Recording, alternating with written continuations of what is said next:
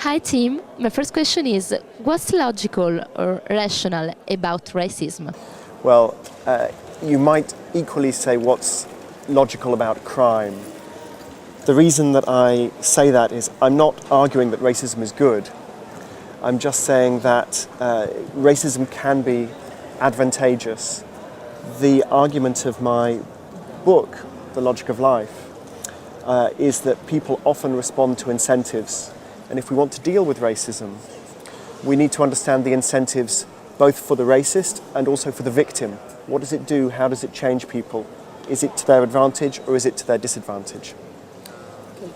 You make a lot of examples in the book about discrimination, and you say discrimination is very expensive.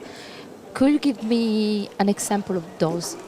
Sure. So one of the interesting things about the effects of discrimination is what it does to the incentives of the people who are discriminated against. So I give you an example of how you test for discrimination. Economists do these experiments a lot now. They will write a resume, send the resume out, hundreds of copies of the resume, thousands of copies of the resume to different employers. And they will change the name on the resume to make it look like this is a man's resume or a woman's resume, that this is a indigenous resume or a foreigner's resume, it's a white resume or a black resume. Really, the resume is just always the same. They just change the name. And then they see who gets an interview and who doesn't get an interview. It's very powerful because it's like, it's an experiment, it's like testing a new drug, so it's a really scientific method. A recent experiment done to test in America white versus black resumes found two things. One is if your resume has a white name, you're more likely to get an interview. Okay, so that's bad. It's not a big surprise, but it's good to have it confirmed. But here's the second result that I think is really worrying. They sent out two kinds of resume. One, very well qualified, great exam results, relevant experience. The second kind of resume, no good qualifications, no real experience. The white resumes, if they were qualified, excellent chance of getting an interview. If they were badly qualified, less chance. With the black resumes, didn't make any difference. It didn't make any difference. So the employer was saying, black name, and then just didn't read any further. And that's very disturbing because you have to think, what is the effect now on a black school kid, a black student? He or she knows the employer, I could study hard, I could work hard, I could try to get experience, I could try to get exam qualifications. Will it do me any good? No. And then the problem is, you have the stereotypes become true. Yeah. Because then you find that the black school kids are not studying so hard, and that's rational because they know their qualifications will not be taken seriously. It's a big problem. How do you break out of that spiral? Indeed, and I read on Financial Times, the 6th of September, there's a survey. British people, British citizens, think that the 64% of them think that immigration affected in a very negative way their country. So this is the perception of the people, the common people. Is this true, or that it affects so negatively, or it's just a perception, and how the perception influences the politics of a country? Sure. The perceptions are very interesting. I know I argue people are often rational, but not always. One thing I find fascinating, if you ask people about crime, they say, yeah, crime is a very serious problem for our country, but actually crime is falling. And you say, have you had a problem with crime? People go, oh no, I've had no problem, but it's a problem. It's a problem for everyone. You go, what about the economy? People say, yeah, the economy is terrible. You go, what about you? Have you had a problem? No, actually, I'm okay. But for everyone else, it's a problem. And the same with immigration. people say immigration is a real problem, and you say, okay, but for you, do you personally, have you experienced any trouble? No, not really. So that's worrying, to try to break people out of the media perception of immigration and try to get them to focus on their own experiences. I mean, it is true that immigrants can compete for jobs, they can lower wages. These things are all possible in theory, but the evidence for it is not very strong. And the main people that immigrants compete with for jobs is other immigrants. Yes, it's a war between peers, we want to call it. Yeah, my feeling is if you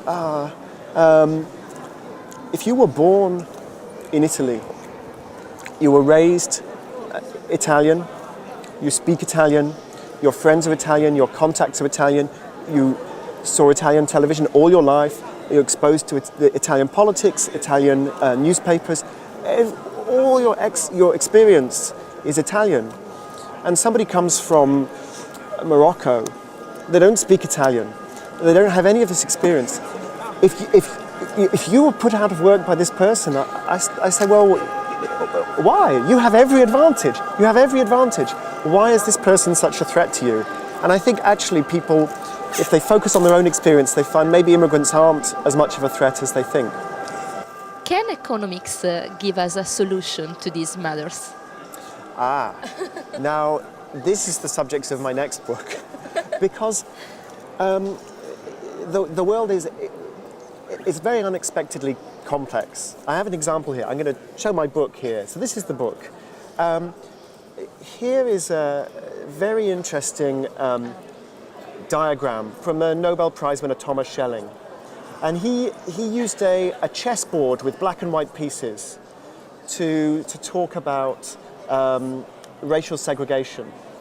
And he had a very simple rule for how people move on this chessboard. Nobody here on this chessboard is a racist. Everybody's happy with a mixed neighborhood, but they want some people the same color. And Schelling showed, this is before computers. It's amazing. Computers now do this in 1 second, but he showed it just moving pieces around. He showed that although no one's a racist, what happens is you end up segregated. Here we have the black, the white, the black. This is a very simple illustration of a complex emergent pattern of behavior.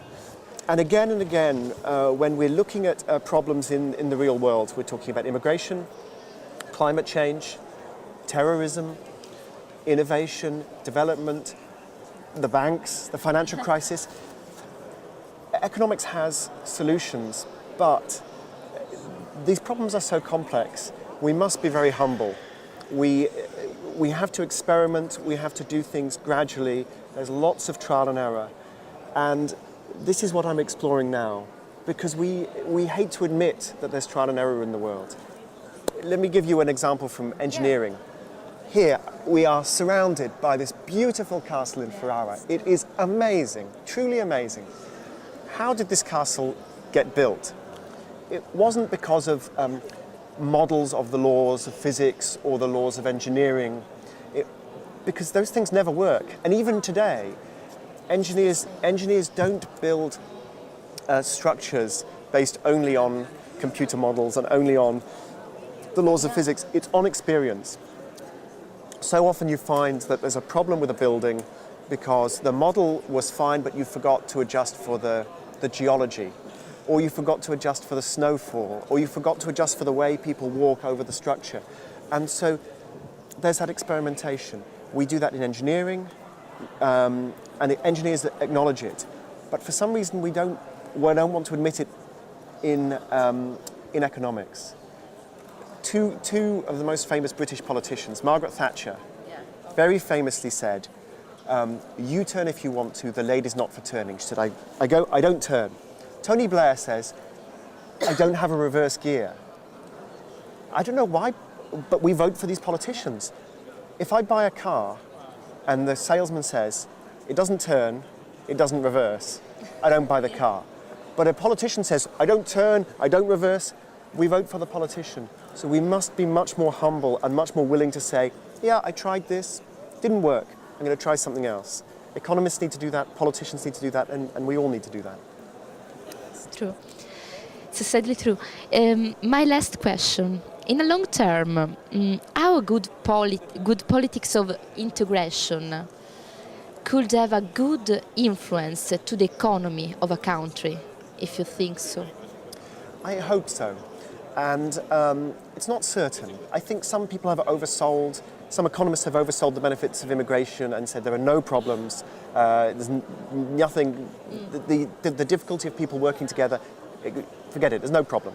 And I think there are some problems, but I hope that the problems are things we can overcome. The truth is, diversity is very powerful in fueling economic growth. And when I say diversity, I don't mean the colour of your skin or my skin. I mean the way we think. Exactly. If we think differently, it means new ideas, it means new skills. And you can see that in where's the richest and most successful city in the world? It's New York. Yeah. But nobody in New York... Melting pot. Yeah, nobody in New York is from New York. They're from all over the world. And that's one reason why it's so powerful. The same thing with Silicon Valley. So many people in Silicon Valley, Indians, Chinese. Exactly. It's a real fuel for creativity. So I don't say that there's never a problem with immigration. But I think that if we harness this right and if we are adults about it and willing to be tolerant, there's tremendous potential there.